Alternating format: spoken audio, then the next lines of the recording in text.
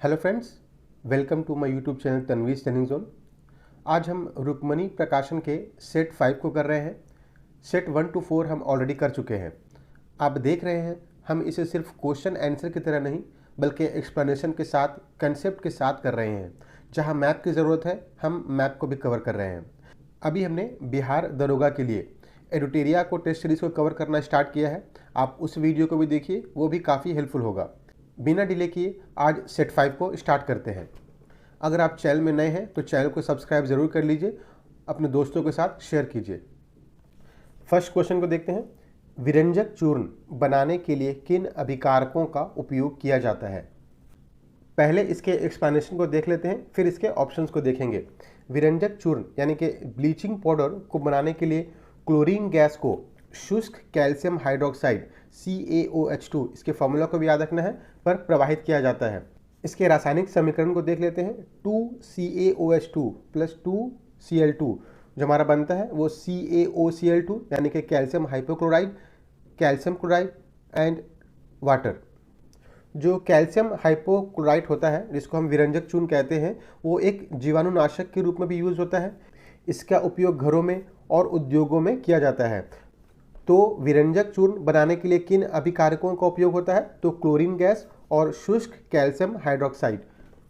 Next question है, यदि किसी समतल दर्पण को जल जिसका अपवर्तनांक 4/3 है में डुबा दिया जाए तो उसकी फोकस दूरी पर क्या प्रभाव पड़ेगा? समतल दर्पण, इसकी जो फोकस दूरी होती है वो अनंत होती है। क्यों होती है? क्योंकि यह किरणों को कभी भी एक बिंदु पर नहीं मिलाती है। जो अपवर्तनांक होता है, रिफ्रैक्टिव इंडेक्स, इसके बारे में हम जानते हैं कि इसके बदलने से केवल प्रकाश की गति यानी कि स्पीड और तरंगदैर्घ्य जो है वो बदलता है। लेकिन रिफ्लेक्शन का नियम क्या कहता है? यह कहता है कि यह माध्यम पर निर्भर नहीं करता है। अगर हम समतल दर्पण पे प्रवर्तन को समझे तो इसमें जो लाइट होती है, इंसिडेंट रे, जब पड़ती है किसी दर्पण पे तो वह रिफ्लेक्ट होकर उसी माध्यम में वापस चली जाती है। इसमें जो इंसिडेंट रे होता है और परावर्तित रे होता है, दोनों आपस में बराबर होते हैं। ये उस माध्यम पे डिपेंड नहीं करता है कि वो कहाँ रखा गया है, इसलिए जल में रखने पर भी फोकस दूरी अपरिवर्तित रहती है। तो हमारा क्वेश्चन था कि यदि किसी समतल दर्पण को जल में डुबा दिया जाए तो उसकी फोकस दूरी पर क्या प्रभाव पड़ेगी? यह अपरिवर्तित रहेगी, यानी कि इसकी जो फोकस दूरी है वो अनंत ही रहेगा। नेक्स्ट क्वेश्चन है, परम शून्य तापमान पर एक अर्धचालक के व्यवहार का सही वर्णन कौन सा कथन करता है? यह एक अतिचालक सुपर कंडक्टर की तरह व्यवहार करता है, यह एक सुचालक गुड कंडक्टर की तरह कार्य करता है, यह एक पूर्ण कुचालक परफेक्ट इंसुलेटर की तरह कार्य करता है और इसकी चालकता बहुत अधिक होती है। पहले हम अर्धचालक की प्रॉपर्टीज को समझ लेते हैं। अर्धचालक में 2 ऊर्जा बैंड होते हैं। पहला होता है संयोजक बैंड, वैलेंस बैंड, और जो दूसरा होता है वो होता है कंडक्शन बैंड, जिसे हम चालक बैंड कहते हैं। इन दोनों के बीच में एक छोटा सा अंतराल होता है जिसे हम एनर्जी गैप कहते हैं। परम शून्य तापमान यानी कि 0 केल्विन, इस पे क्या होता है कि इलेक्ट्रॉन के पास उतनी ऊर्जा नहीं होती है कि वह संयोजक बैंड से चालक बैंड में जा सके। इसलिए क्या होगा, अब अगर वो चालक बैंड में नहीं जा पा रहा है तो यह विद्युत धारा को प्रवाहित नहीं कर पाता है। यानी कि जो 0 केल्विन है यानी कि -273 डिग्री सेल्सियस, इसको याद रखना है कि जो 0 केल्विन होता है -273 डिग्री सेल्सियस के बराबर होता है। इस पर कोई मुक्त इलेक्ट्रॉन नहीं होता है, इसमें कोई धारा प्रवाहित नहीं होती है। यानी कि कैसा बिहेव करता है, ये सेमीकंडक्टर जो है परफेक्ट इंसुलेटर की तरह बिहेव करता है। तो परम शून्य तापमान पे क्या होगा, यह एक पूर्ण कुचालक परफेक्ट इंसुलेटर की तरह व्यवहार करेगा। नेक्स्ट क्वेश्चन को देखते हैं। यहाँ पे भौतिक राशि दी हुई है, उसके SI मात्रक से उसको मैच करना है। पहले हम इनको समझ लेते हैं, फिर इसको मैच करेंगे। जो चुंबकीय फ्लक्स होता है, मैग्नेटिक फ्लक्स, इसका SI यूनिट जो होता है वो होता है वेबर। इसको याद रखना है, कई बार पूछा गया है।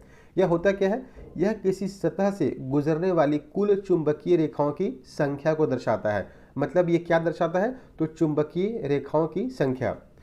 जो चुंबकीय क्षेत्र होता है, मैग्नेटिक फील्ड, इसका SI यूनिट क्या है? तो इसका SI यूनिट टेस्ला है। यह बताता है कि किसी क्षेत्र में चुंबकीय बल कितना है, यह बल को बताता है। चुंबकीय फ्लक्स जो है वो रेखाओं को दिखा रहा था, रेखाओं की संख्या, लेकिन जो चुंबकीय क्षेत्र है वो बल को दिखा रहा है। स्व प्रेरकत्व यानी कि सेल्फ इंडक्शन, इसका SI यूनिट क्या है? तो वह है हेनरी। यह किसी कुंडली की वह विशेषता है जो धारा के परिवर्तन का विरोध करती है। धारिता कैपेसिटेंस क्या है? इसका जो एसआई यूनिट होता है वो होता है फैराड। यह किसी संधारित्र यानी कि कैपेसिटर की आवेश को संचित करने की क्षमता को दर्शाता है। तो हमारा चुंबकीय फ्लक्स का यूनिट क्या हो गया? इसका यूनिट हो गया हमारा वेबर। चुंबकीय क्षेत्र इसका यूनिट हो गया हमारा टेस्ला। स्वप्रेरकत्व इसका यूनिट क्या हो गया? हेनरी। और धारिता इसका हो गया हमारा farad. So our correct option is A. Friends, ऐसे आप एक्सप्लेनेशन के साथ पढ़ेंगे तो आपको इसे याद करने में आसानी होगी और आप आसानी से इससे रिलेटेड कोई भी क्वेश्चन होगा तो आप उसको बना सकते हैं। तो एक्सप्लेनेशन को जरूर समझते चलिएगा, ये आपके लिए काफ़ी हेल्पफुल होगा। अगर आप चैनल में नए हैं तो चैनल को सब्सक्राइब जरूर कर लीजिए। नेक्स्ट क्वेश्चन देखते हैं, विद्युत आवेश का निम्नलिखित में से कौन सा एक मौलिक गुण है? पहले विद्युत आवेश के गुण को समझ लेते हैं। कंजर्वेशन ऑफ चार्ज यानी कि आवेश का संरक्षण, यह क्या दिखाता है? किसी पृथक आइसोलेटेड प्रणाली में कुल विद्युतीय आवेश हमेशा स्थिर रहती है। यह बताता है कि जब कोई आइसोलेटेड प्रणाली होगी तो जो उसमें विद्युतीय आवेश होगा वो स्थिर होगा, चेंज नहीं होगा। यह न बनता है ना ही नष्ट होता है, केवल एक वस्तु से दूसरी वस्तु में स्थानांतरित होता है। यानी कि जो चार्ज होता है उसका डिस्ट्रक्शन नहीं होता है, ये सिर्फ ट्रांसफर होता है। आवेश का क्वांटीकरण यानी कि क्वांटाइजेशन ऑफ चार्ज, ये क्या है? ये बताता है कि आवेश हमेशा मूल आवेश यानी कि अगर इसके हम आवेश को देखें 1.6 इंटू 10⁻19 कूलम के पूर्ण गुणज के रूप में पाया जाता है। यानी कि जो हमारा आवेश होगा वो इलेक्ट्रॉन के आवेश के गुणक होगा, इसका आंशिक रूप नहीं होगा। आवेश की योज्यता यानी कि एडिटिविटी ऑफ चार्ज, ये क्या है? किसी प्रणाली का कुल आवेश सभी व्यक्तिगत आवेशों का बीजीय योग होता है। अगर हम इसको कैलकुलेट करें तो समान आवेश जो होगा वो रिपेल करते हैं और विपरीत आवेश जो है वो आकर्षित करते हैं। आवेश को हम नॉर्मल जो हमारा बीजीय योग फार्मूला होता है प्लस माइनस, इस तरह से हम इसको योग कर सकते हैं। यानी कि विद्युत आवेश का मौलिक गुण क्या होगा? आवेश का क्वांटीकरण अभी हमने देखा होगा, आवेश का संरक्षण ये भी होगा और आवेश की योज्यता ये भी होगा। तो जो हमारा करेक्ट ऑप्शन हो गया वो हो गया उपरोक्त सभी। नेक्स्ट क्वेश्चन है, प्रकिरणित प्रकाश का रंग किस पर निर्भर कर सकता है? पहले हम प्रकीर्णन को समझ लेते हैं, स्कैटरिंग को। इसमें होता क्या है कि इन्वायरमेंट में जब कोई पार्टिकल होता है और उस पर कोई लाइट पड़ती है तो ये क्या होता है? लाइट जो है वो स्कैटर हो जाती है। लाइट जो है स्कैटर हो जाती है, इसे ही हम स्कैटरिंग ऑफ लाइट यानी कि प्रकाश का प्रकीर्णन कहते हैं। जब प्रकाश यानी कि लाइट वायुमंडल में मौजूद छोटे छोटे कणों या अणुओं से टकराता है तो उसकी दिशा बदल जाती है, यही कहलाता है प्रकाश का प्रकीर्णन। अभी हमने देखा प्रकीर्णन जो है, प्रकाश का रंग किन बातों पर निर्भर करता है, चलिए अब इसे समझते हैं। आपतित प्रकाश के रंग पर यानी कि on the colour of incident ray, incident ray का कलर क्या है इस पर डिपेंड करती है। यह डिपेंड करता है कणों के आकार पर यानी कि on the size of scattering particle, जो साइज ऑफ पार्टिकल होता है इस पर भी डिपेंड करता है स्कैटरिंग ऑफ लाइट। अगर कण बहुत छोटा हो यानी कि जो रेले स्कैटरिंग होगा तो जो छोटी तरंगदैर्घ्य वाली लाइट होगी, फॉर एग्जांपल ब्लू लाइट, ये अधिक प्रकीर्णित होगी। और इसी कारण से हम देखें चूंकि आकाश में बहुत छोटे छोटे कण होते हैं, आकाश हमें नीला दिखाई देता है। यदि कण जो है वो बड़े हों, इसे हम माई स्कैटरिंग के नाम से भी जानते हैं, तो सभी तरंगदैर्घ्य लगभग समान रूप से प्रकीर्णित होंगे। इस कारण से बादल सफ़ेद दिखाई देता है। यानी कि अगर छोटे कण होंगे तो जो छोटे तरंगदैर्घ्य वाले लाइट होंगे वो अधिक प्रकीर्णित होंगे। इसका एग्जाम्पल हमने देखा, आकाश जो है वो नीला दिखाई देता है। लेकिन अगर जो हमारा पार्टिकल हो उसका साइज बड़ा हो तो सभी के सभी प्रकाश के लाइट जो है वो समान रूप से प्रकीर्णित होंगे। इसका जो एग्जाम्पल होगा कि बादल सफ़ेद दिखाई देता है, क्योंकि जो बड़े पार्टिकल्स होते हैं उससे जब लाइट रिफ्लेक्ट होती है तो सभी तरह के तरंगदैर्घ्य जो है वो लगभग समान रूप से प्रकीर्णित होते हैं। तो अब इसके ऑप्शंस को देखते हैं। प्रकीर्णित प्रकाश का रंग किस पर निर्भर कर सकता है? तो ये आपतित प्रकाश के रंग और प्रकीर्णक कणों के आकार दोनों पर निर्भर करता है। तो हमारा करेक्ट ऑप्शन हो गया सी। नेक्स्ट क्वेश्चन है, ऊष्मा गतिकी का कौन सा नियम एंट्रोपी की अवधारणा को प्रस्तुत करता है? पहले हम एंट्रोपी को समझ लेते हैं। यह किसी प्रणाली की अव्यवस्था यानी कि डिसऑर्डर और रैंडमनेस का जो माप है। जितनी अधिक अव्यवस्था होगी उतना अधिक एंट्रोपी होगा। इसे याद रखना है कि जितनी अधिक अव्यवस्था होगी उतना अधिक एंट्रोपी होगा, यानी कि जो एंट्रोपी होगा वो प्रोपोर्शनल होगा अव्यवस्था के रैंडमनेस के। अब इसके नियम को समझते हैं। जो सेकंड लॉ ऑफ थर्मोडायनेमिक्स है, यानी कि द्वितीय नियम, यह क्या बताता है? यह बताता है कि किसी पृथक आइसोलेटेड प्रणाली की कुल एंट्रोपी समय के साथ कभी घटती नहीं है, बल्कि या तो बढ़ती है या स्थिर रहती है। हमें यहाँ पे याद रखना है कि अगर आइसोलेटेड सिस्टम होगा तो जो एंट्रोपी होगी वो बढ़ेगी या स्थिर रहेगी। मतलब केवल स्थिर नहीं रहेगी, ये बढ़ भी सकती है लेकिन घट नहीं सकती है। अगर हम नेचुरल प्रक्रिया को देखें तो इसमें अव्यवस्था डिसऑर्डर जो है बढ़ता है, यानी कि एंट्रोपी बढ़ भी सकती है या स्थिर रह सकती है। अगर हम इसके एग्जाम्पल्स को समझें तो ठोस से द्रव में जाते समय एंट्रोपी बढ़ती है। ये क्वेश्चन पूछा जा सकता है कि अगर ठोस से द्रव यानी कि बर्फ का पिघलना हो तो जो एंट्रोपी होगी वो क्या होगा, उसमें क्या चेंजेस आएगा? तो इसमें जो एंट्रोपी होगी वो बढ़ेगी। तो एंट्रोपी की अवधारणा ऊष्मागतिकी के कौन से नियम पर डिपेंड करता है? तो वह द्वितीय नियम पर डिपेंड करता है और यह बताता है कि प्रकृति की सभी प्रक्रियाएं अधिक अव्यवस्था यानी कि हायर एंट्रोपी की ओर बढ़ती है। हमारा क्वेश्चन था ऊष्मागतिकी का कौन सा नियम एंट्रोपी की अवधारणा को प्रस्तुत करता है? तो हमारा जो करेक्ट ऑप्शन होगा वो होगा सी, द्वितीय नियम। नेक्स्ट क्वेश्चन को देखते हैं। पृथ्वी और चंद्रमा के बीच गुरुत्वाकर्षण बल के बारे में निम्नलिखित में से कौन सा कथन सही है? पहले हम गुरुत्वाकर्षण बल के नियम को समझ लेते हैं। ये होता है F, जो गुरुत्वाकर्षण बल है उसका फॉर्मूला है Gm1/m2/r²। यहाँ जो F है वो हमारा गुरुत्वाकर्षण बल को डिनोट करता है। G जो है वो गुरुत्वाकर्षण नियतांक है, ग्रेविटेशनल कांस्टेंट, और जो m1 और m2 है ये हमारा हो जाएगा दोनों वस्तुओं का द्रव्यमान, और r जो है उनके बीच की दूरी है। यानी कि जो F जो है, जो हमारा गुरुत्वाकर्षण बल होगा वो किस पे डिपेंड करेगा? वो दोनों वस्तुओं के मास पर डिपेंड करेगा और उनके बीच की दूरी पर डिपेंड करेगा। इसका मतलब यह हुआ कि जैसे जैसे इसकी दूरी बढ़ेगी तो बल क्या होगा? वो बल हमारा कम हो जाएगा, और जब दूरी घटेगी तो बल जो है हमारा बढ़ता जाएगा। क्यों? क्योंकि ये r डिस्टेंस के इन्वर्सली प्रोपोर्शनल है। F जो है इन्वर्सली प्रोपोर्शनल है r के, r² के। अब इसके एग्जाम्पल्स को समझ लेते हैं कि जब चंद्रमा पृथ्वी के निकट होता है यानी कि पेरिजी पे होता है तो जो उसका गुरुत्वाकर्षण बल होगा वो अधिकतम होगा, मैक्सिमम होगा। जब चंद्रमा पृथ्वी से दूर होता है, एपोजी पे होता है, तो जो गुरुत्वाकर्षण बल होगा वो न्यूनतम होगा, क्योंकि यहाँ पे r² जो हमारा वो मैक्सिमम होगा। इसका मतलब क्या हुआ कि जो गुरुत्वाकर्षण बल है वो सबसे अधिक होता है जब पृथ्वी चंद्रमा के सबसे पास होती है। तो जो हमारा करेक्ट ऑप्शन होगा वो होगा सी, जब चंद्रमा पृथ्वी के करीब होता है तो गुरुत्वाकर्षण बल आकर्षक और अधिकतम होता है। अभी हमने देखा था F = Gm1/m2/r², यानी कि जब चंद्रमा पृथ्वी के करीब होगा तो जो r होगा वो कम होगा, इस कारण से जो है गुरुत्वाकर्षण बल अधिक होगा। नेक्स्ट क्वेश्चन है, ध्वनि की प्रबलता यानी कि जो लाउडनेस है वो निर्भर करती है, यह निर्भर करती है तरंग के आयाम पे। अगर हम इसको समझे, जो प्रबलता होती है वह ध्वनि की वह अनुभूति है जो हमें बताती है कि ध्वनि कितनी तेज या धीमी होगी। आयाम जितना अधिक होगा ध्वनि तरंग उतना ही अधिक होगा और अधिक ऊर्जा लेके आएगा। नेक्स्ट क्वेश्चन है, संक्रमण धातुएं यानी कि जो ट्रांजिशन मेटल होते हैं कि गुणों के संबंध में कौन सा कथन गलत है? रॉन्ग स्टेटमेंट पूछा गया है। ट्रांजिशन मेटल्स वे तत्व हैं जिनके d ऑर्बिटल्स आंशिक रूप से भरे होते हैं। इसके एग्जाम्पल्स को समझिए। आयरन, कॉपर, टाइटेनियम, निकेल आदि ये कौन सी धातु हैं? ये ट्रांजिशन मेटल्स कहलाते हैं। इनके मेन प्रॉपर्टीज क्या होते हैं? इनका जो गलनांक होता है और क्वथनांक वो उच्च होता है, यानी कि high melting and boiling point. हम आयरन के बारे में जानते हैं कि इसका मेल्टिंग पॉइंट और बॉइलिंग पॉइंट दोनों ही ज़्यादा होता है। ऐसा क्यों होता है? तो जो d इलेक्ट्रॉन्स के बीच मजबूत धात्विक बंधन यानी कि जो मेल्टिंग बॉन्ड होता है वो अधिक होता है, जिसके कारण से इसका मेल्टिंग पॉइंट भी अधिक होता है, बॉइलिंग पॉइंट भी अधिक होता है। ये जो है वेरिएबल ऑक्सीडेशन स्टेट्स दिखाते हैं, यानी कि परिवर्तित ऑक्सीकरण अवस्थाएं।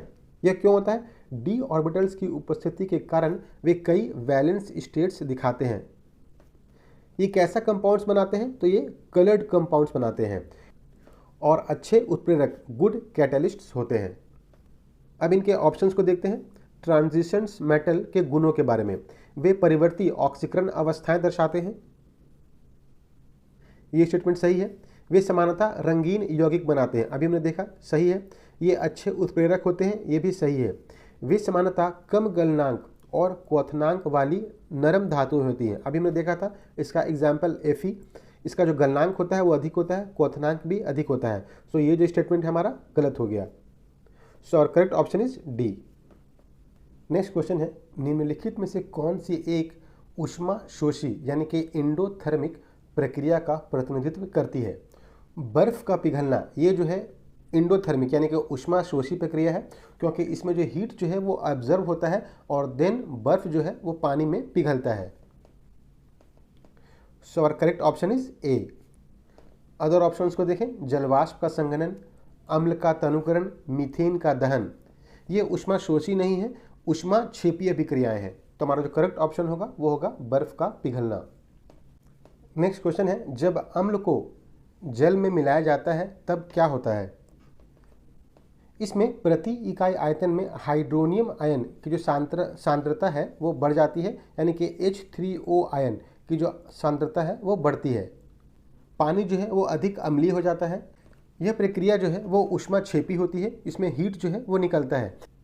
इसीलिए कहा जाता है कि एसिड में पानी मिलाने की अपेक्षा पानी में एसिड को मिलाना चाहिए। तो हमारा जो करेक्ट ऑप्शन यहाँ पे है वो है सी।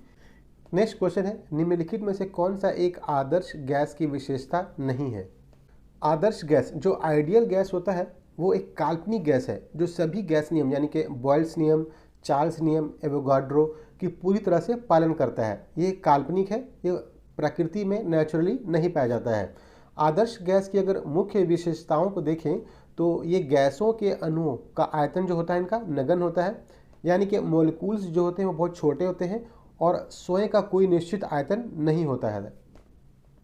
अगर हम गैसों के अणुओं को देखें तो इनका आयतन जो होता है वो नगण्य होता है, यानी कि जो मॉलिक्यूल्स होते हैं वो बहुत छोटे होते हैं जिनका स्वयं का कोई निश्चित आयतन नहीं होता है। अणुओं के बीच कोई आकर्षक या प्रतिकर्षक बल नहीं होता है, यानी मॉलिक्यूल्स केवल टकराने पर ही प्रभाव डालते हैं। ये सब इनके प्रॉपर्टीज़ हैं, इनको याद रखना है। यह रैंडम और सीधी रेखा में गति करते हैं। जो अणुओं की टक्कर होती है वो परफेक्टली इलास्टिक होती है, प्रत्यास्थ होती है, यानी कि जो टक्कर के बाद कोई ऊर्जा हानि नहीं होती है। यहाँ पे पूछा है कि विशेषता नहीं है, वो देख लेते हैं। गैसों के अणुओं का आयतन नगण्य होता है, ये स्टेटमेंट सही है। अणुओं के बीच कोई आकर्षक या प्रतिकारक बल नहीं होता है, ये भी सही है। यह यादृच्छिक यानी कि सीधी रेखा में गति करते हैं, ये भी सही है। अणुओं के बीच टक्करें पूर्णतः अप्रत्यास्थ होती हैं, ये गलत है। अभी हमने देखा था परफेक्टली इलास्टिक होती है, प्रत्यास्थ होती हैं। तो जो हमारा करेक्ट ऑप्शन हो गया वो हो गया डी। नेक्स्ट क्वेश्चन है, एक परमाणु कक्षक ऑर्बिटल और कक्षा ऑर्बिट के बीच का अंतर का सही वर्णन कौन सा कथन करता है? ऑर्बिट और ऑर्बिटल दोनों परमाणु में इलेक्ट्रॉन की स्थिति को दर्शाते हैं। ऑर्बिट को देखते हैं, यह नील्स बोयर के मॉडल से जुड़ी है। यह नाभिक के चारों ओर एक निश्चित गोलाकार पथ होता है जहां इलेक्ट्रॉन घूमता है, यानी कि इसका पथ कैसा होता है तो गोलाकार होता है। इलेक्ट्रॉन की स्थिति और संवेग मोमेंटम दोनों एक साथ जाना जा सकता है, यानी कि हम इसकी स्थिति और मोमेंटम दोनों को जान सकते हैं। यह एक 2D पथ है। ऑर्बिटल को समझते हैं, यह क्वांटम मैकेनिकल मॉडल के सिद्धांत पर काम करता है। यह एक 3D क्षेत्र यानी कि 3 डायमेंशनल रीजन होता है जहां इलेक्ट्रॉन पाए जाने की संभावना अधिकतम होती है, यानी कि हमने पहले देखा था जो ऑर्बिट था वो 2D पथ था, लेकिन जो ऑर्बिटल है वो 3D पथ है। इलेक्ट्रॉन की स्थिति निश्चित नहीं होती है। ऑर्बिट में हमने देखा था इसकी स्थिति निश्चित थी, लेकिन जो ऑर्बिटल में है इसकी स्थिति निश्चित नहीं होती है, केवल उसकी संभावना यानी कि प्रोबेबिलिटी बताई जा सकती है। यह अवधारणा जो है वो अनसर्टेनिटी प्रिंसिपल पर आधारित है। सो हमारा जो करेक्ट ऑप्शन हो गया वो हो गया ए। कक्षा एक सुपरिभाषित गोलाकार पथ है, जबकि कक्षक एक 3D स्थान है जहां इलेक्ट्रॉन पाए जाने की प्रायिकता अधिकतम होती है। नेक्स्ट क्वेश्चन को देखते हैं, हैलोजनों की क्रियाशीलता का सही क्रम निम्नलिखित में से कौन सा है? पहले हैलोजन को समझ लेते हैं, फिर इसके ऑप्शंस को देखेंगे। हैलोजन जो है वो ग्रुप 17 के तत्व हैं। फ्लोरीन, क्लोरीन, ब्रोमीन, आयोडीन ये हैलोजन्स में आते हैं। इनमें क्या होता है कि सभी एक इलेक्ट्रॉन ग्रहण करके अपनी बाहरी ऑक्टेट को पूरा करना चाहते हैं। उनकी क्रियाशीलता दो बातों पर निर्भर करती है। विद्युत ऋणात्मकता यानी कि इलेक्ट्रोनेगेटिविटी एंड आबंध विच्छेदन ऊर्जा यानी कि बॉन्ड डिसोसिएशन एनर्जी। इसको याद रखना है कि इनकी क्रियाशीलता किन बातों पर निर्भर करती है, तो विद्युत ऋणात्मकता और आबंध विच्छेदन ऊर्जा। अगर हम हैलोजन के ट्रेंड को समझें तो समूह में नीचे अगर जाते हैं तो इसका जो परमाणु आकार होता है, एटॉमिक साइज, वो बढ़ता है। इनकी इलेक्ट्रोनेगेटिविटी जो होती है वो घटती है और इलेक्ट्रॉन आकर्षित करने की क्षमता कम होती जाती है। अगर हम फ्लोरीन से आयोडीन की तरफ जाएंगे तो ये सारे गुण जो है वो दिखेंगे। फ्लोरीन सबसे अधिक क्रियाशील क्यों है? क्योंकि इसमें इलेक्ट्रोनेगेटिविटी जो होती है वो सबसे अधिक होती है। यहाँ पे हमें याद रखना है कि फ्लोरीन की एफ बॉन्ड एनर्जी हालांकि क्लोरीन से कम है, लेकिन इसमें इलेक्ट्रॉन रिपल्सन जो है वो अधिक होता है। इसका मतलब इसकी जो इलेक्ट्रोनेगेटिविटी होती है वो सबसे ज़्यादा होती है और यह सबसे रिएक्टिव हैलोजन माना जाता है। यानी कि हमारी क्रियाशीलता का जो सही क्रम हो गया वो हो गया A, fluorine, chlorine, bromine and iodine. A is the correct option. Next question को देखते हैं। निम्नलिखित में से कौन सा अयस्क सांद्रण के लिए फेन प्लवन विधि यानी कि फ्रोथ फ्लोटेशन मेथड का उपयोग करता है? पहले हम फ्रोथ फ्लोटेशन मेथड को समझ लेते हैं। जो फेन प्लवन विधि होती है, फ्रोथ फ्लोटेशन मेथड, इससे हम सल्फाइड अयस्कों को अलग करते हैं। एग्जाम्पल्स के लिए कॉपर, जिंक, लेड, इन अयस्कों को फ्रोथ फ्लोटेशन विधि से अलग किया जाता है। पहले इनके प्रिंसिपल्स को समझ लेते हैं।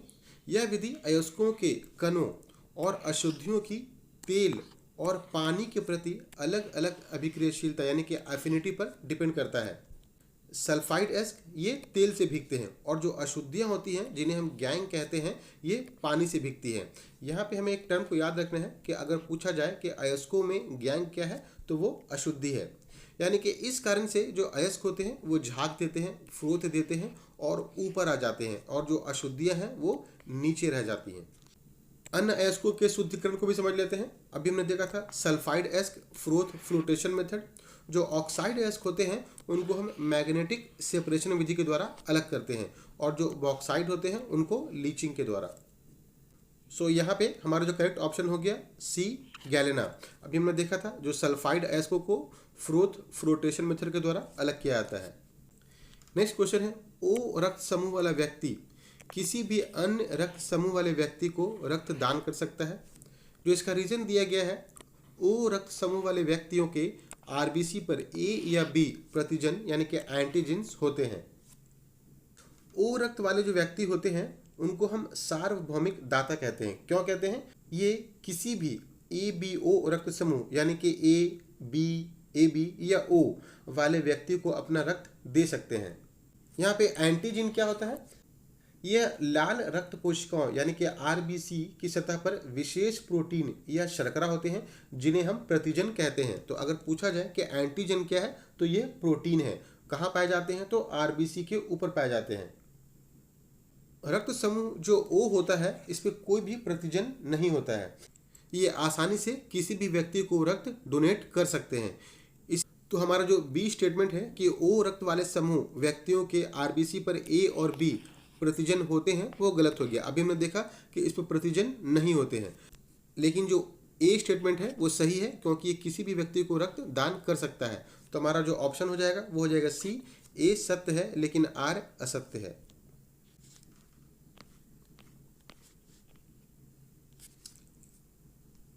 नेक्स्ट क्वेश्चन है, वायरसेस यानी कि विषाणुओं के बारे में कौन सा कथन सही है? पहले हम वायरसेस के प्रॉपर्टीज को देख लेते हैं, फिर इसके ऑप्शंस को देखेंगे। यह जीव और निर्जीव दोनों के गुण प्रदर्शित करते हैं, हालांकि वे केवल जीवित कोशिकाओं के अंदर ही सक्रिय होते हैं। इसका मतलब ये हुआ कि ये गुण तो जीव और निर्जीव दोनों का प्रदर्शित करते हैं, लेकिन इनको जीवित रहने के लिए जीवित कोशिका की आवश्यकता होती है, इसलिए इन्हें ऑब्लिगेट पैरासाइट कहा जाता है। इनकी कुछ खास विशेषताओं को समझते हैं। विषाणु में कोशिकाएं नहीं होती हैं, मतलब इनकी कोशिका संरचना सेल स्ट्रक्चर नहीं होता है। ना ही ये प्रोकैरियोटिक होते हैं, ना ही ये यूकैरियोटिक होते हैं। इनकी संरचना को समझते हैं। वे केवल एक न्यूक्लियक अम्ल यानी कि डीएनए और आरएनए और प्रोटीन आवरण यानी कि कैप्सिड से बने होते हैं। इनकी इनकी संरचना से क्वेश्चन पूछा जाता है तो ये केवल एक न्यूक्लिक अम्ल डीएनए और आरएनए से बने होते हैं और ये प्रोटीन आवरण यानी कि कैप्सिड के बने होते हैं। यहाँ पे ये भी समझना है कि इनकी अपनी मशीनरी नहीं होती है। इसका मतलब क्या हुआ, उनके पास राइबोसोम, माइटोकॉन्ड्रिया जैसी कोशिकीय मशीनरी नहीं होती है और ये होस्ट सेल जहाँ वो रहते हैं इनकी मशीनरी का उपयोग करते हैं।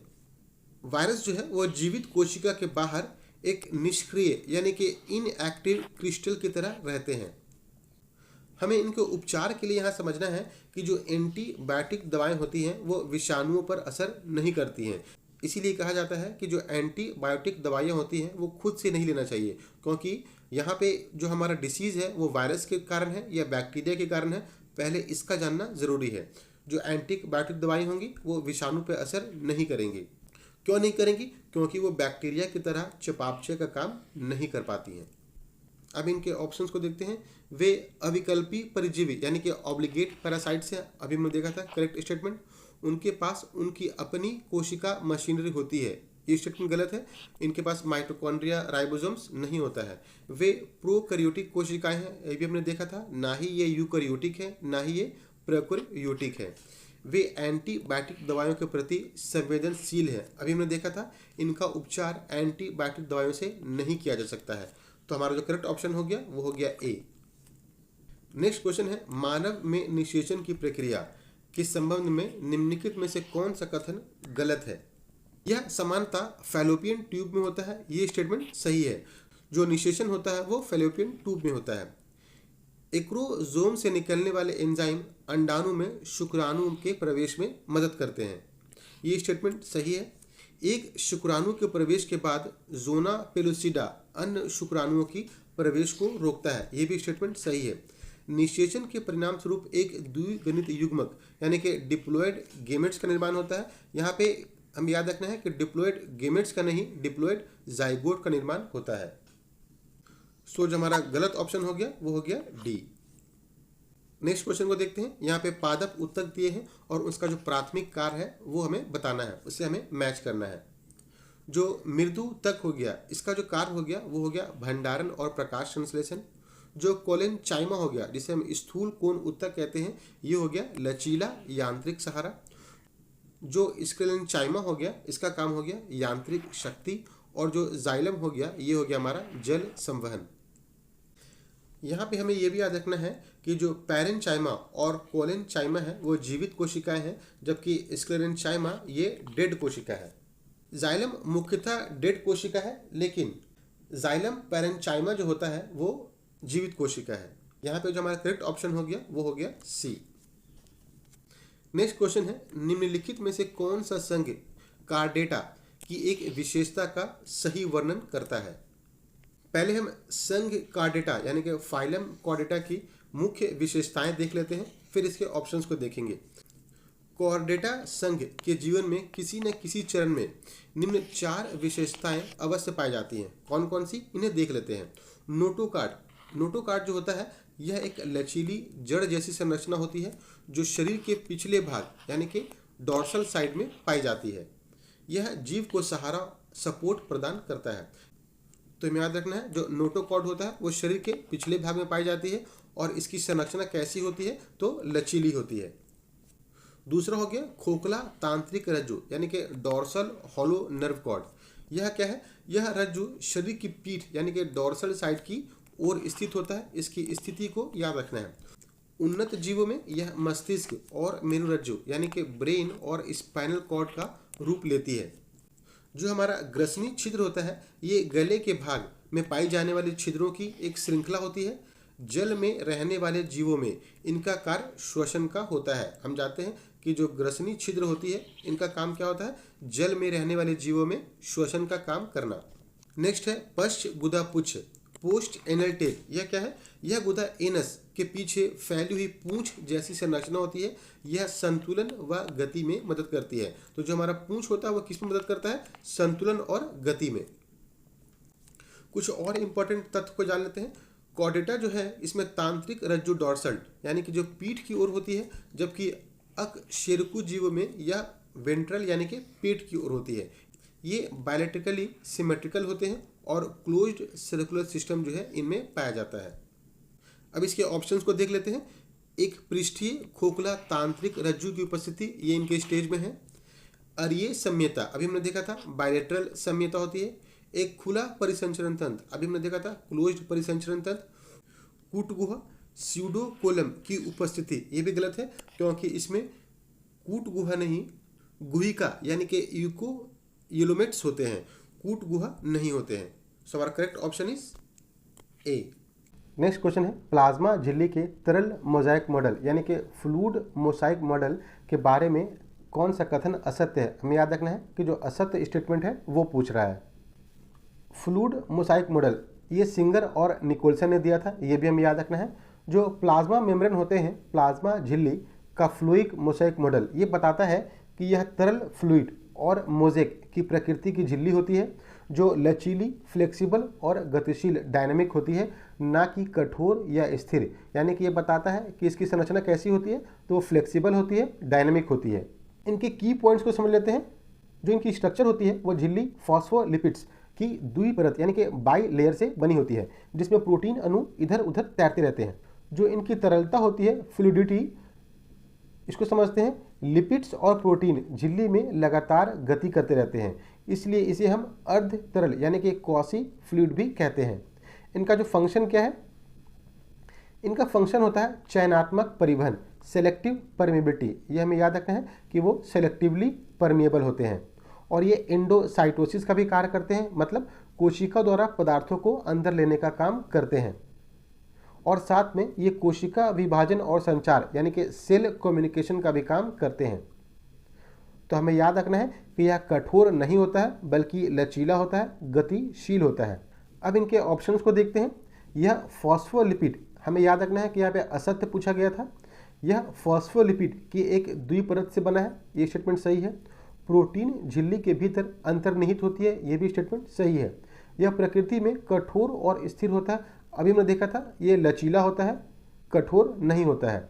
यह चयनात्मक रूप से पारगम्य होता है, ये भी हमने देखा था। यह सेलेक्टिवली परमेबल होता है। तो जो हमारा करेक्ट स्टेटमेंट हो गया, यहाँ पे जो रॉन्ग पूछा गया है सी हो गया, यह प्रकृति में कठोर और स्थिर होता है। नेक्स्ट क्वेश्चन है, वर्गीकी पदानुक्रम की श्रेणियों का प्रजाति से जगत तक का सही क्रम बताना है हमें। तो जिसका सही क्रम होगा वो होगा प्रजाति, वंश, कुल, गण, वर्ग, संघ और जगत। हमें यहाँ पे याद रखना है जो प्रजाति है वो मौलिक इकाई है और जो जगत है वो उच्चतम इकाई है। नेक्स्ट क्वेश्चन है, निम्नलिखित में से कौन सी प्रक्रिया ग्लाइकोलाइसिस और क्रिब्स चक्र दोनों में सामान्य है। पहले हम ग्लाइकोलाइसिस और क्रिब्स साइकिल को समझ लेते हैं, फिर इसके ऑप्शंस को देखेंगे।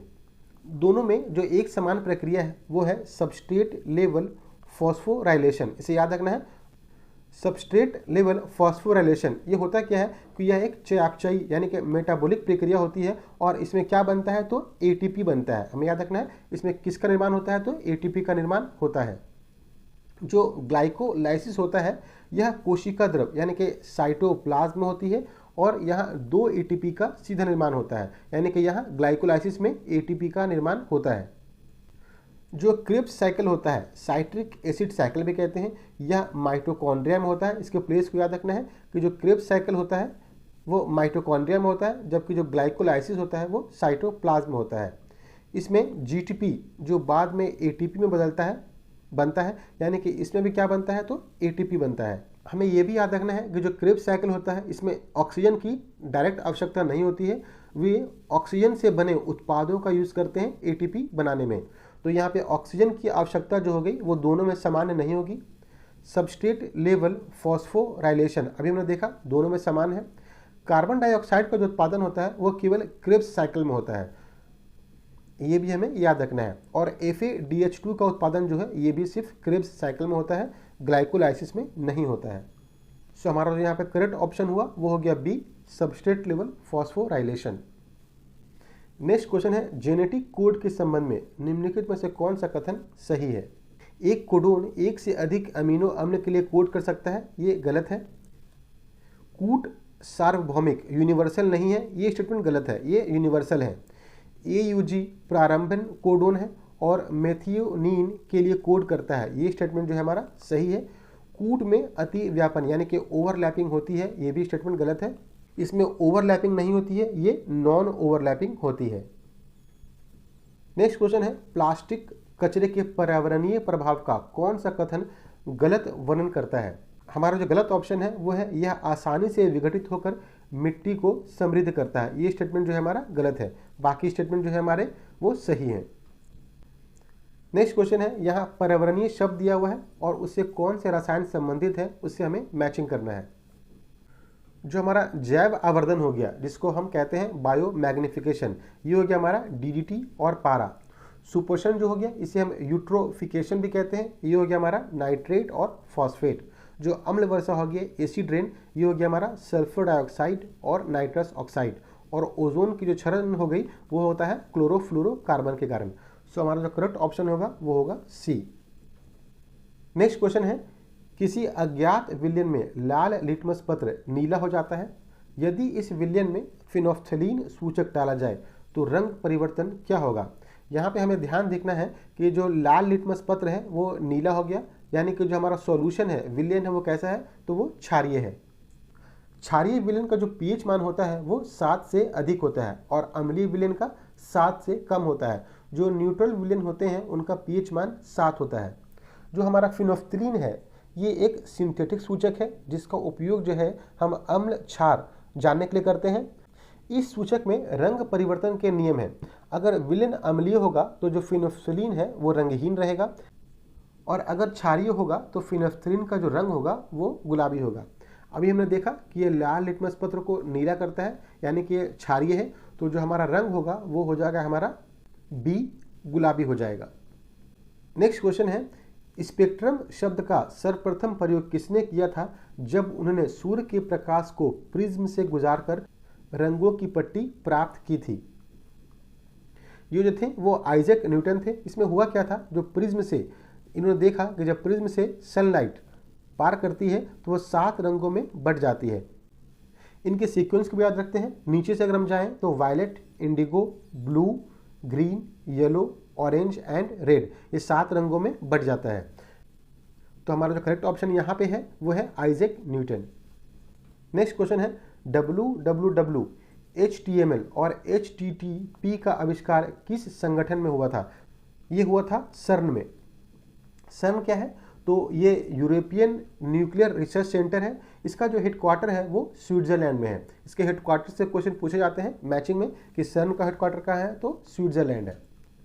नेक्स्ट क्वेश्चन है, 13 अगस्त 2025 को बिहार के मुख्यमंत्री की अध्यक्षता में हुई कैबिनेट की बैठक में राज्य के कितने जिलों में नए औद्योगिक क्षेत्र बनाने की मंजूरी दी गई है? तो ये 5 डिस्ट्रिक्ट में दी गई है। कौन कौन से डिस्ट्रिक्ट है वो? पटना, बेगूसराय, सिवान, सहरसा और मधेपुरा। इनके डिस्ट्रिक्ट को भी याद रखना है। नेक्स्ट है, भारत के 29वें महालेखा नियंत्रक यानी कि CGA किसे नियुक्त किया गया है? तो ये नियुक्त किया गया है TCA कल्याणी को। याद रखना है, TCA कल्याणी।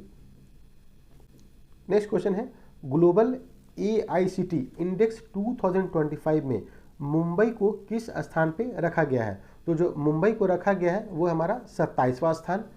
अगर हम देखें तो बेंगलुरु को 26वां स्थान, दिल्ली को 28वां और कोलकाता को 29वां स्थान दिया गया है।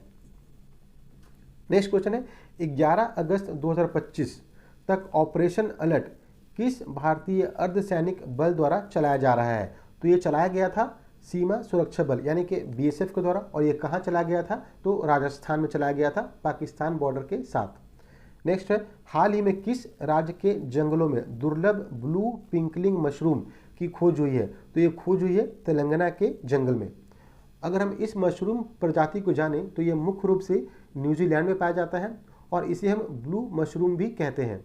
इसका जो आकार होता है वो बाकी मशरूम से छोटा होता है और इसका जो संपूर्ण भाग होता है वो नीले रंग का होता है।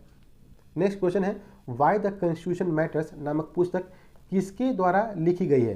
तो ये लिखी गई है DY चंद्रचूड, यानी जो हमारे भूतपूर्व चीफ जस्टिस ऑफ इंडिया है DY चंद्रचूड, इन्होंने लिखा था why the constitution matters. Next question है, भारत ने सहकारी व्यापार गठबंधनों को बढ़ावा देने के लिए किस देश के साथ समझौता किया है? तो ये समझौता किया गया है जाम्बिया के साथ। फ्रेंड्स, आपको कमेंट बॉक्स में बताना है कि जो हमारे सहकारी मंत्री हैं वो कौन है। कमेंट बॉक्स में अपने आंसर जरूर दिया कीजिए, इससे पता चलता है कि आप कितना इंटरेस्ट ले रहे हैं और मैं भी मोटिवेट होता हूं कि ये वीडियो जो है आपके लिए हेल्पफुल है। नेक्स्ट क्वेश्चन को देखते हैं। विश्व हाथी दिवस 2025, इसका थीम क्या है? इसका थीम है हाथियों की मदद के लिए विश्व को एक साथ लाना। ये है जो है हमारा करेक्ट ऑप्शन है। हाथी दिवस प्रतिवर्ष कब मनाया जाता है? तो 12 अगस्त को मनाया जाता है। जो इसकी पहली बार मनाया गया था वो 12 अगस्त 2012 को मनाया गया था। एलिफेंट प्रोजेक्ट पूछा जाता है कि कब से शुरू हुआ, तो 1992 से शुरू हुआ था। और जो भारत का राष्ट्रीय पशु है वो हाथियों को घोषित किया गया है। इन सारे फैक्ट्स को भी याद रखना है। नेक्स्ट है, भारत सरकार द्वारा PM ई ड्राइव योजना को किस वर्ष तक बढ़ाया गया है? तो ये बढ़ाया गया है 2028 तक। पहले जो थी ये 2026 तक थी, अब इसे बढ़ाकर 2028 तक कर दिया गया है। ये कौन सी मिनिस्ट्री के अंदर में आती है? तो भारी उद्योग मंत्रालय के अंदर में आती है। ये भी क्वेश्चन पूछा जाता है। नेक्स्ट क्वेश्चन है, 10 अगस्त 2025 को किस राज्य में पूर्वी भारत की पहली AC लोकल ट्रेन शुरू की गई? तो ये शुरू की गई पश्चिम बंगाल में। नेक्स्ट क्वेश्चन है, एशिया अंडर-20 रग्बी सेवेंस चैंपियनशिप 2025 में पुरुष वर्ग का खिताब किस देश ने जीता? तो इसे हांगकांग ने जीता। और किसको हराया? तो श्रीलंका को हराया। फ्रेंड्स, आपको कमेंट बॉक्स में बताना है कि जो अंडर-20 रग्बी सेवेंस चैंपियनशिप 2025 हुआ था वो भारत के किस राज्य में हुआ था। नेक्स्ट क्वेश्चन है, हाल ही में भारत की सर्वोच्च न्यायालय ने किस हिल स्टेशन में हाथ रिक्शा पर रोक लगा दिया है? तो यह है माथेरान, महाराष्ट्र। इसे अमानवीय बताया है और इसे रोक लगा दिया गया है। नेक्स्ट है, 25वां संघाई सहयोग संगठन SCO सम्मेलन का आयोजन किस देश में किया गया? पहले हम SCO को और समझ लेते हैं क्योंकि इनसे क्वेश्चंस पूछे जाते हैं। जो 25वां SCO सम्मेलन हुआ था वो हुआ था तियानजिन, चाइना में। याद रखना है कहाँ हुआ था? तियानजिन, चाइना में। इसकी जो स्थापना हुई है SCO की वो 15 जून 2001 को हुई थी। इसकी स्थापना से क्वेश्चन पूछे जाते हैं। इसका मुख्य उद्देश्य क्या है? तो यह एक राजनीतिक, आर्थिक, अंतर्राष्ट्रीय सुरक्षा और रक्षा संगठन है। इसका जो लक्ष्य है सदस्य देशों के बीच सहयोग और स्थिरता का बढ़ाना है। इसका जो मुख्यालय कहाँ है? तो वो बीजिंग, चीन में है। इसके सदस्य देश कौन कौन से हैं? भारत, चीन, रूस, Pakistan, Kazakhstan, Kyrgyzstan, Tajikistan, Uzbekistan, Iran और बेलारूस। हमें याद रखना है कि भारत और पाकिस्तान जो है इसके सदस्य हैं। जो 2025 का थीम है वो है संघाई भावना को मित्र बनाएं और SCO के अनुयायी बने। 2025 को SCO सतत विकास वर्ष भी घोषित किया गया है। ये भी हमें याद रखना है कि किस वर्ष को Shanghai cooperation organisation sustainable development year घोषित किया गया है। तो 2025 को। 25वां संघाई सहयोग संगठन कहाँ हुआ था? तो चीन में हुआ था। और चीन के कहाँ हुआ था? तो तियानजिन में हुआ था। इसके प्लेस को याद रखना है। नेक्स्ट क्वेश्चन को देखते हैं। 8 अगस्त 2025 को गृह मंत्री अमित शाह व बिहार के मुख्यमंत्री नीतीश कुमार द्वारा सीतामढ़ी में किस स्थान पर जानकी मंदिर का शिलान्यास किया गया? तो ये किया गया पुनौरा धाम में। पुनौरा धाम कहाँ है? तो सीतामढ़ी में है। नेक्स्ट क्वेश्चन है, भारत की पहली पूर्णतः सौर ऊर्जा संचालित विधानसभा कौन बन गया है? तो ये बन गया है दिल्ली। दिल्ली जो है पहली सौर ऊर्जा संचालित विधानसभा बन गई है। नेक्स्ट क्वेश्चन है, भारत में कितने परमाणु ऊर्जा स्टेशन है? भारत में एट प्रेजेंट जो है वो 7 परमाणु ऊर्जा स्टेशन है। जो कुल परमाणु रिएक्टर है वो 25 है।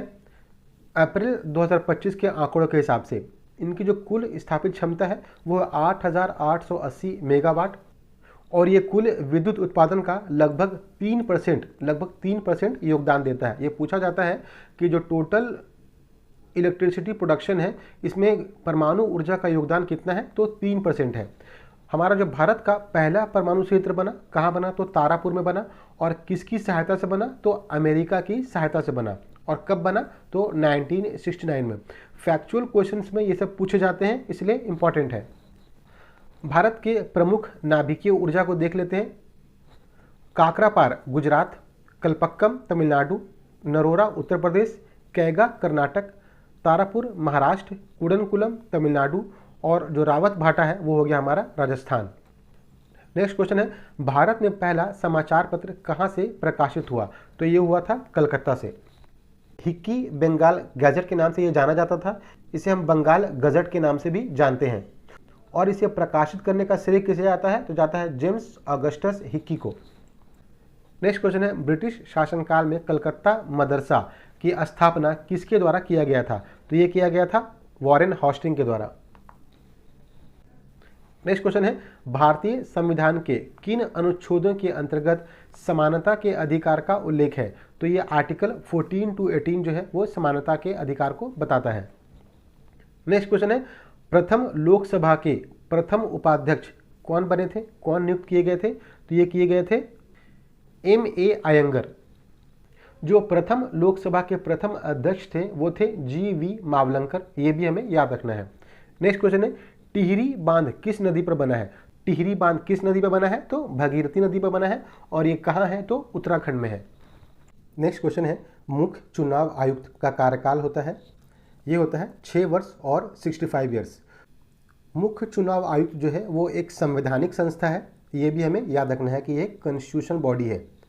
नेक्स्ट क्वेश्चन है, कामेत चोटी से संबंधित सही तथ्य निम्नलिखित में से कौन सा है? तो जो कामेत चोटी है वो हिमालय की हिमाद्री श्रेणी से संबंधित है। कामेत चोटी कहाँ है? तो ये उत्तराखंड में है। हिमाद्री को हम और वृहद हिमालय के नाम से भी जानते हैं। इसमें माउंट एवरेस्ट, कंचनजंगा, मकालू, धौलागिरी, नंगा पर्वत, अन्नपूर्णा जैसी चोटियां हैं। हमें याद रखना है कि कामेत चोटी कहाँ है? तो हिमालय के हिमाद्री श्रेणी में है। नेक्स्ट क्वेश्चन है, दूध सागर जलप्रपात किस राज्य में स्थित है? तो ये गोवा में स्थित है। दूध सागर जलप्रपात जो है वो कौन सी नदी पे है? तो मांडवी नदी पे है। ये भी हमें याद रखना है। नेक्स्ट क्वेश्चन है, भारतीय संविधान में निम्नलिखित में से किस विषय से संबंधित अवधारणा ब्रिटिश संविधान से ली गई है? तो एकल नागरिकता, विधि का शासन, विधि के समक्ष समता, ये सभी जो है वो ब्रिटिश संविधान से लिया गया है। फ्रेंड्स, आप एक बार कौन से संविधान से, भारत के संविधान में कौन सी अवधारणा ली गई है इसे ज़रूर याद रखिए। इससे हर बार क्वेश्चन एग्जाम्स में पूछे जाते हैं।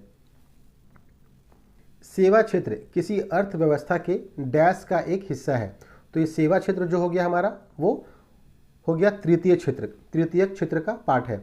जो प्राथमिक क्षेत्र है इसमें हो गया हमारा एग्रीकल्चर, और जो द्वितीय क्षेत्र हो गया इसमें हमारा मैन्युफैक्चरिंग। नेक्स्ट है, मराठा साम्राज्य के संस्थापक शिवाजी की मृत्यु किस वर्ष हुई थी? तो ये हुई थी 1680 में।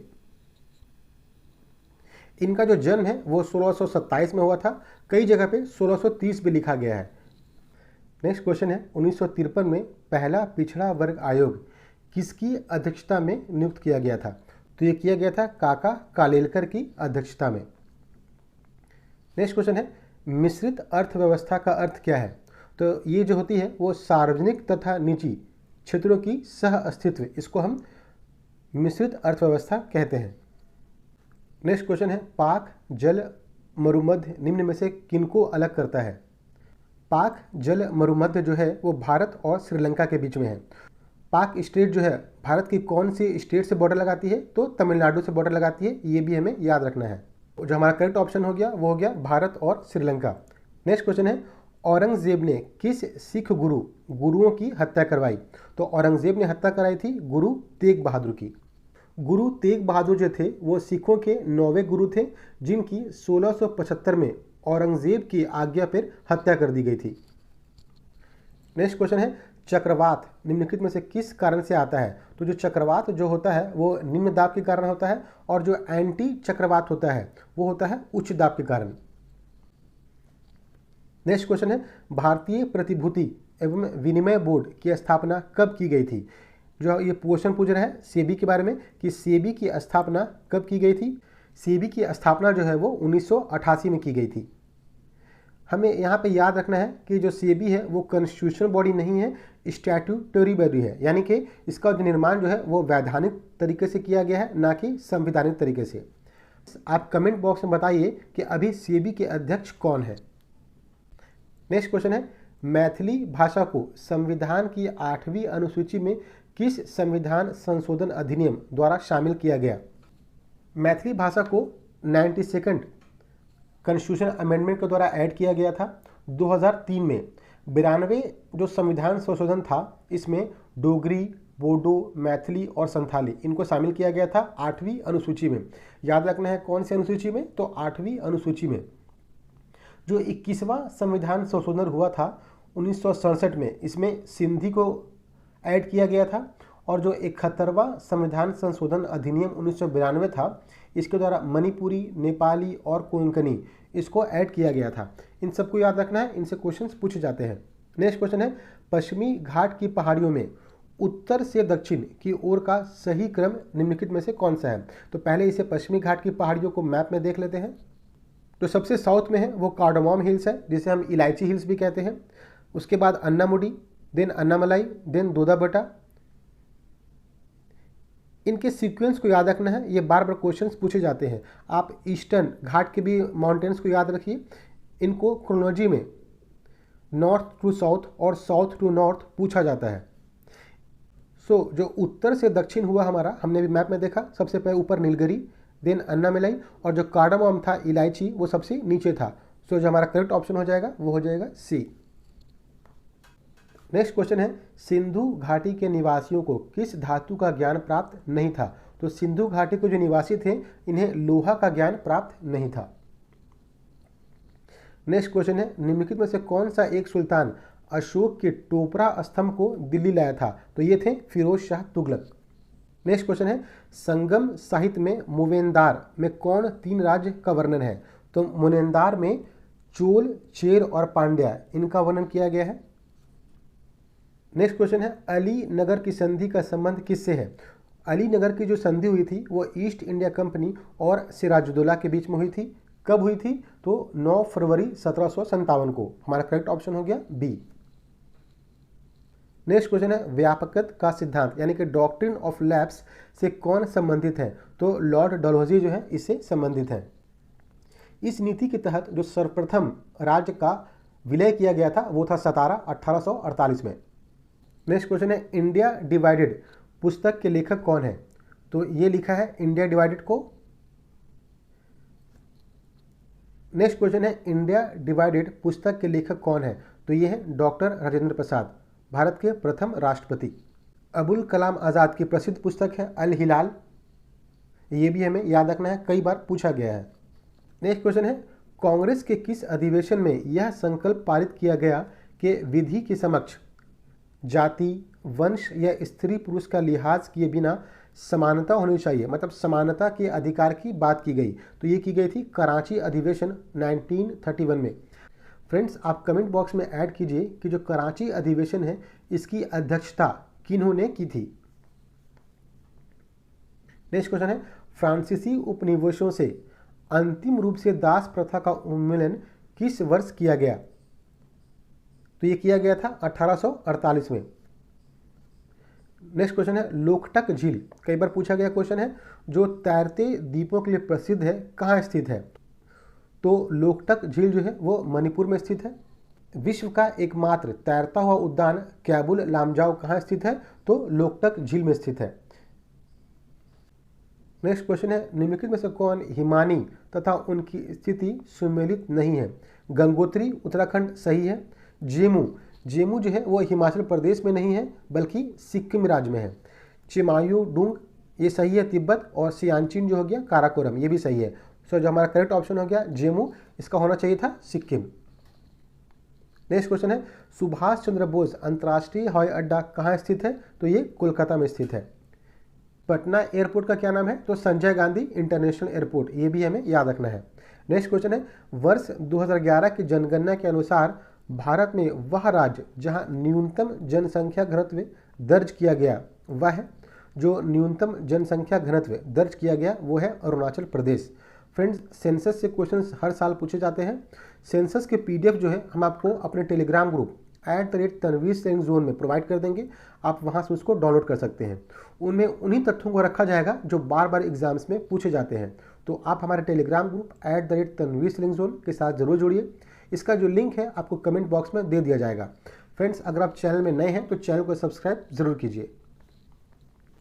नेक्स्ट क्वेश्चन है, भारत के लोकतंत्र में कल्याणकारी राज्य की संकल्पना संविधान के किस भाग में है। तो ये भाग 4 में है, जिसमें DPSP यानी कि directive principle of state policy का उल्लेख किया गया है।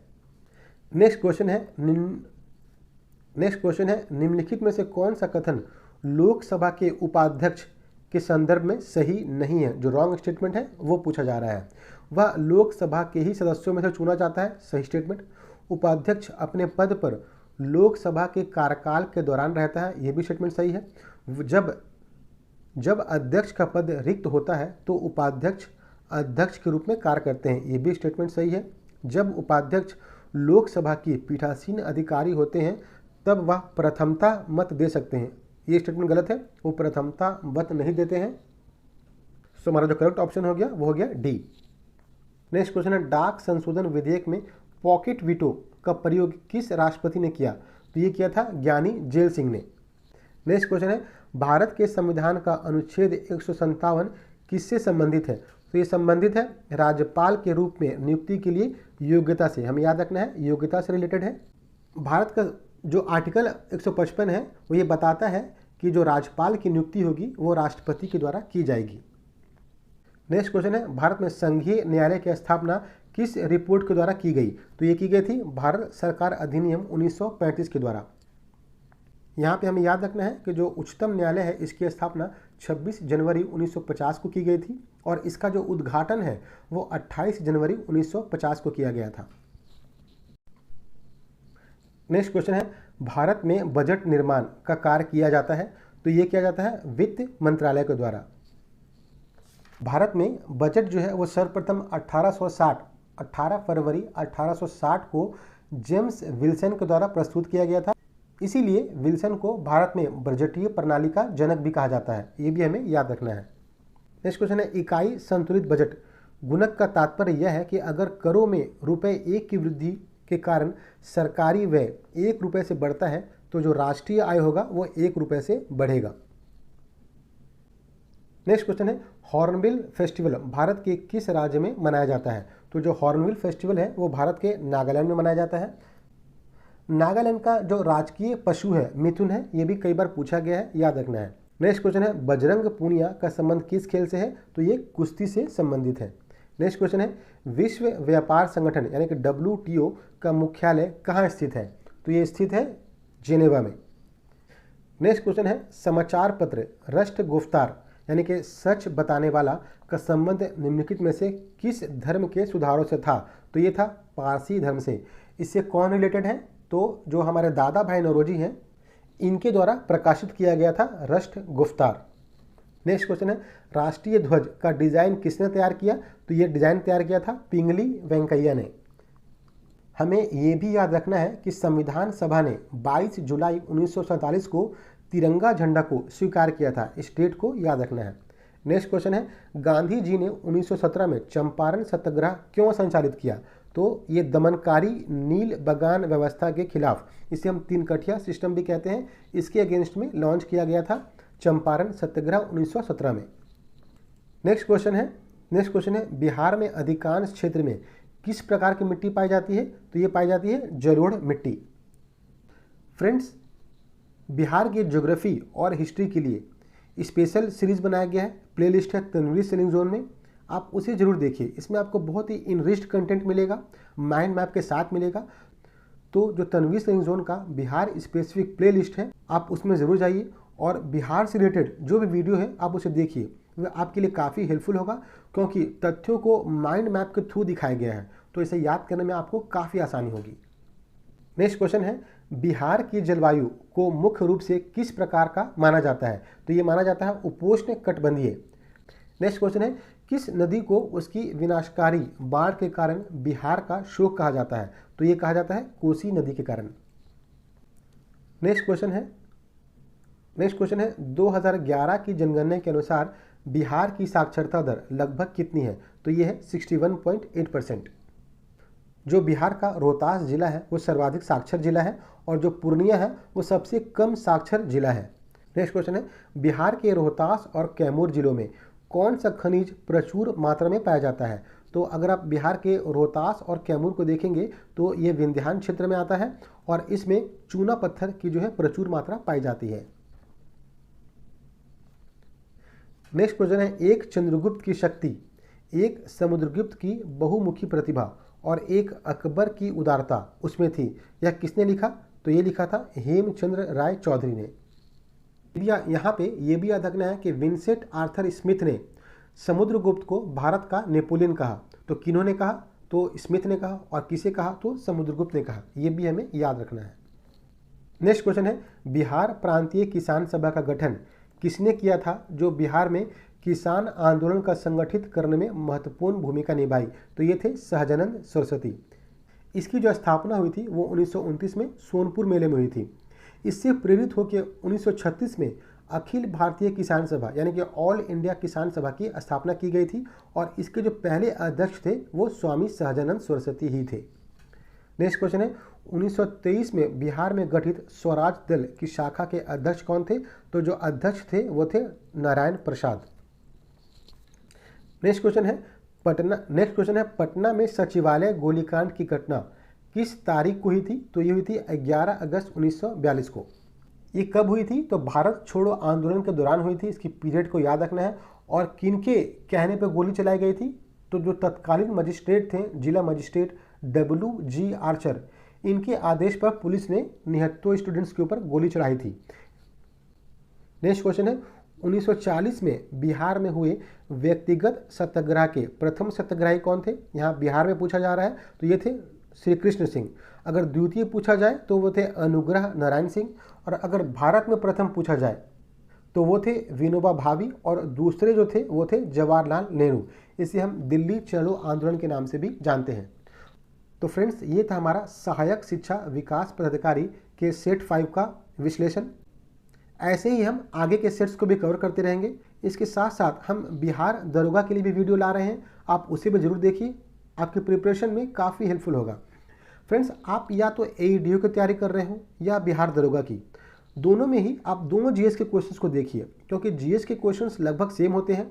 इनके लेवल्स में फ़र्क होता है, लेकिन कंसेप्ट अंडरस्टैंडिंग के लिए आप दोनों को सॉल्व कीजिए।